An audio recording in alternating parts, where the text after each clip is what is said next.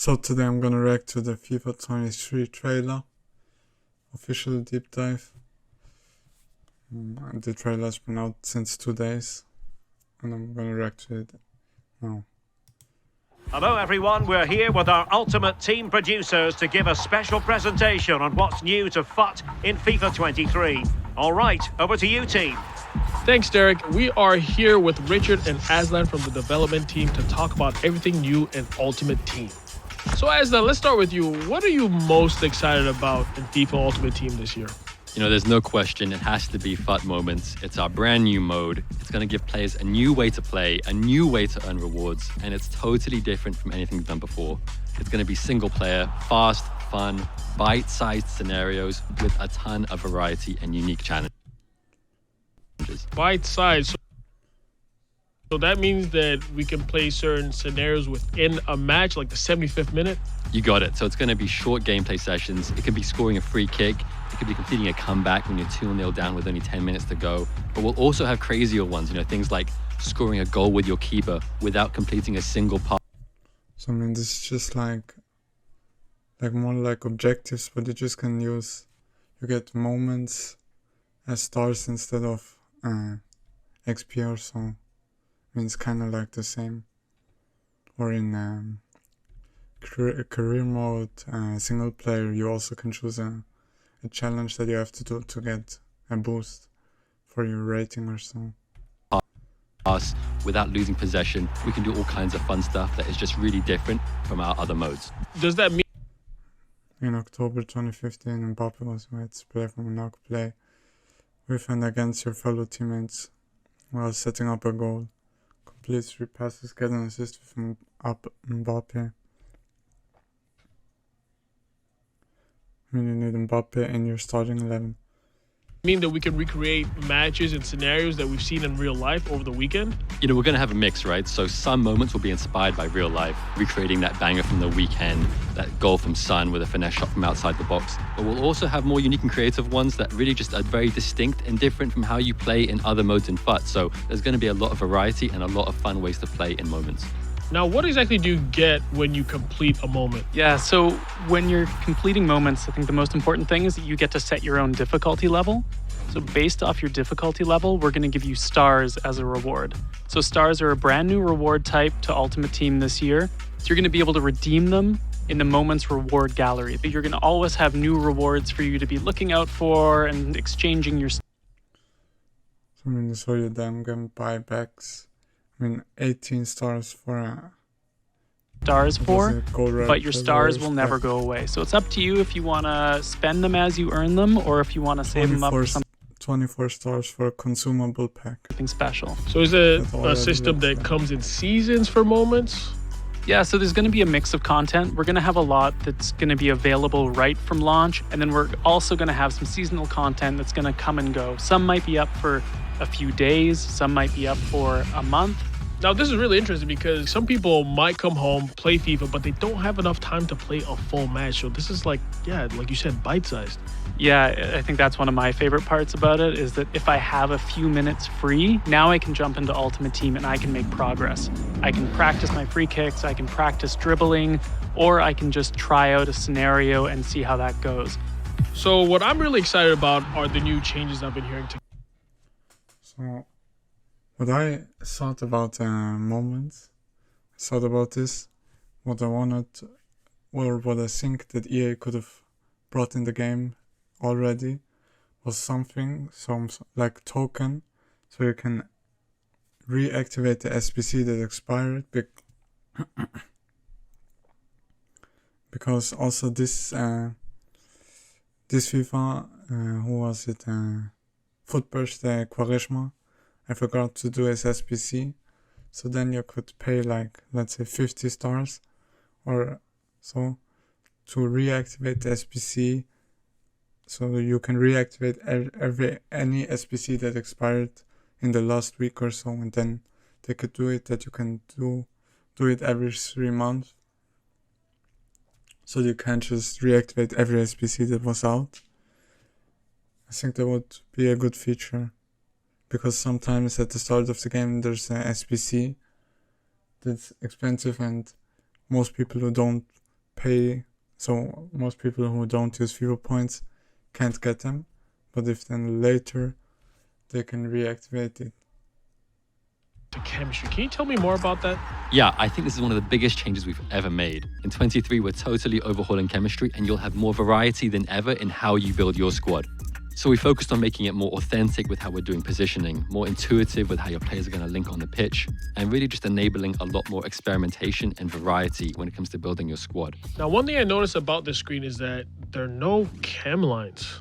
Yeah, that's right. So positional links are gone. Players can now link across the entire pitch. Your left back and your right back are linked, your goalkeeper and your striker. If we look at Andy Robertson and Trent Alexander-Arnold, for example, this is an iconic duo, a real threat in the Premier League. In 23, they can now build chemistry towards each other.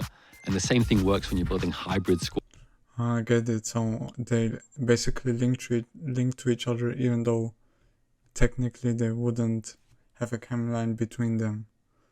So it's basically like your left back and your right wing can also link to each other, even though they don't have a chem line to each other. Squads, you'll be able to link up your striker, let's say Mbappe, with your defenders from PSG or France or Ligue 1. So there's a lot more options now when it comes to building interesting squads with more variety, instead of having to rely on neighboring links and green links. So I'm noticing that every player has 3 diamonds on them. Does that represent the chemistry?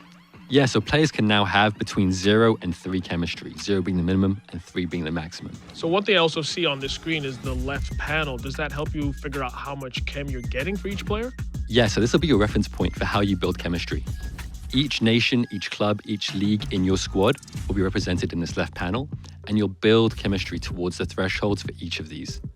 As you add players, you'll start working towards these thresholds and unlock chemistry for that nation, league, or club.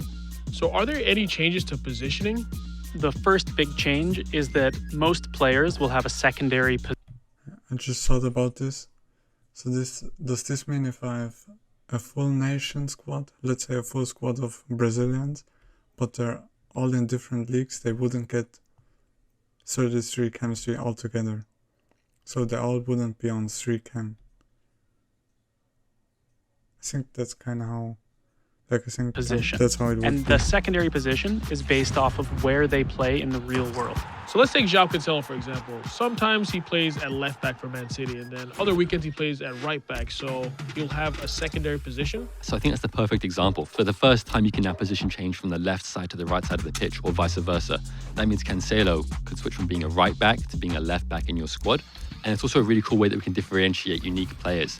So I mean, that's cool because this FIFA or all the last, you always had to have every card, so like striker to center forward to cam and so on. But what I ask myself is, can you, like, if you have to make someone from striker to CDM, do you have to use one? Do you only have to use the position modifier once, and then it automatically lets you choose to put him at CDM, or do you have to use 1, 2, 3, 4 different 4? Do you have to use the position modifier 4 times to get him from striker to CDM? Because if that's the case and you don't get this position modifier often, then that'd be a lot of waste from this. from the left side to the right side of life for City, you can now reflect that in-game as well. So could players have more than one alternate position? Yeah, so players can have up to 3 secondary positions, and most will have at least 1. If a player is at a position, they will always have 0 chemistry, and at 0 chemistry, there are no more negative attributes. They're still going to play at least as good as their base stats. So already you've got a lot more options for trying out. Okay.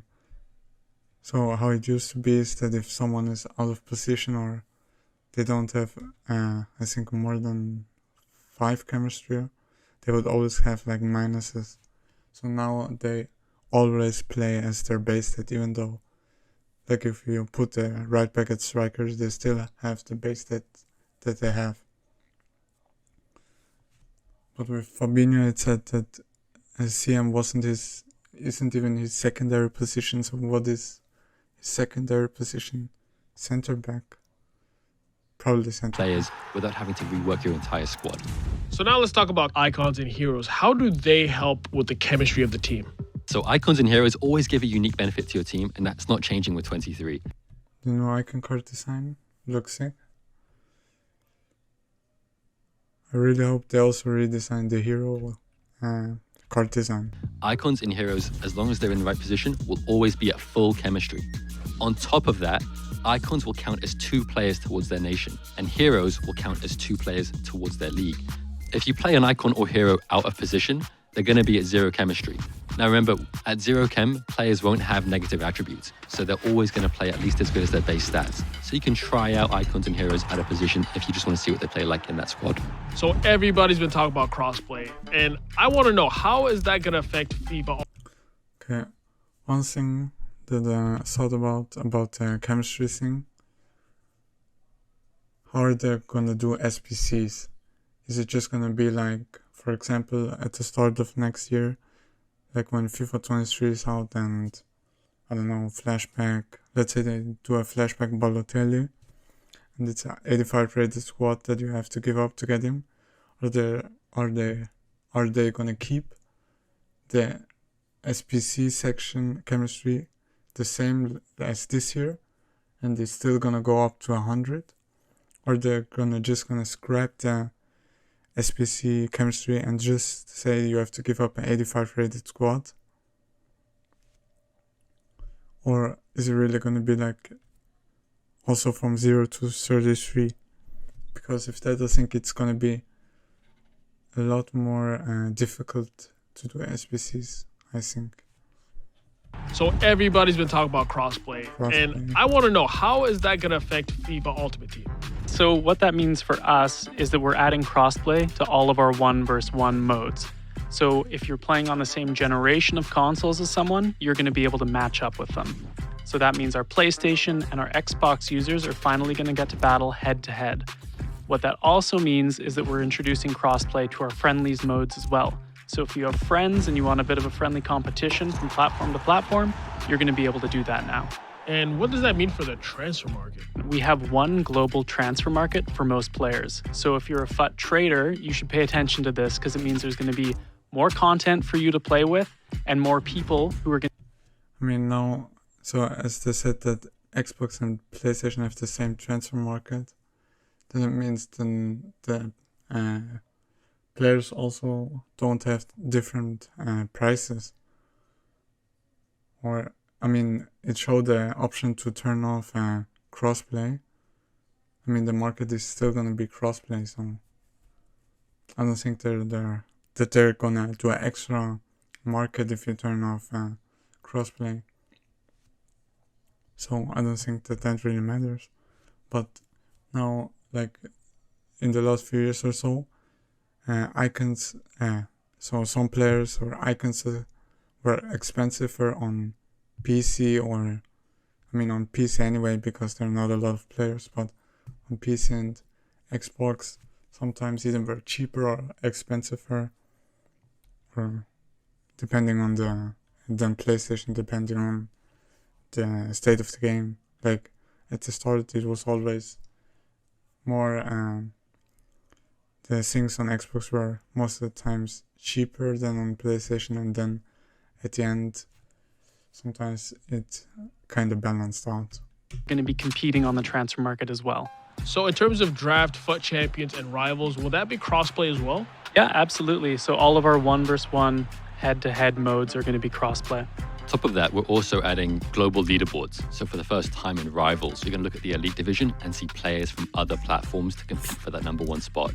But you can also toggle it to only look at your platform leaderboard as well. So I'll be honest, one thing I love doing is spending time customizing my stadium. Is there anything new when it comes to that? Yeah, we're making upgrades across the board, Shu. So your stadium's going to have a new roof for tier 1, 2, and 3. We've got new animated pitch trophies that look awesome. We've got new animated tifos as well. So how you can customize and show off your stadium is going to... I mean, that's just for aesthetic reason. Like, it looks cool when you have a cool stadium, but I don't think that too much. It probably do more. It's gonna lag more if you have animated tifos and sing all around. It looks so much better in FIFA 23. So it's a World Cup year. Is there anything coming for FUT? We are gonna have the World Cup in FUT this year, but I can't really say anything else, so stay tuned. Well, I mean, hey, you can't get everything you want, but we did get a lot of great new details on FIFA Ultimate Team in FIFA 23. We heard about the brand new mode, FUT Moments, a brand new chemistry system that's going to redefine the way we play Ultimate Team, cross-play functionality, and of course, visual customization that is going to make your stadium look incredible. Aslan, Richard, it's been a pleasure, and I'm looking forward to FIFA 23. And back to you, Derek. Cheers, everyone. It's interesting. I mean, there are a lot of new things, like as I said, the chemistry and the moments. We'll have to see how these things work out, if the community likes it or not. I mean, most of the times, all the things EA do are gonna hate it anyways. Like, it doesn't matter what EA do, they still will get hated. But we'll have to see. What I think about the World Cup mode, if they're gonna, like, if you can do anything, like the World Cup mode, is it gonna be outside of Ultimate Team or inside of Ultimate Team? And if it's inside of Ultimate Team, can you also do something in the World Cup mode to get something outside of the World Cup mode? If that makes sense. And you also pre-order FIFA 23 Ultimate Edition before August 21st and get the FIFA World Cup FUT Hero player item. Yaya Touré, Carvalho, Marquisio, and Park Ji-sung. I'm definitely gonna pre-order it before so I can get one. So yeah, that's the end of the trailer. If you enjoyed, leave a like, comment, subscribe, and I will see you in the next one. Bye, have a great time.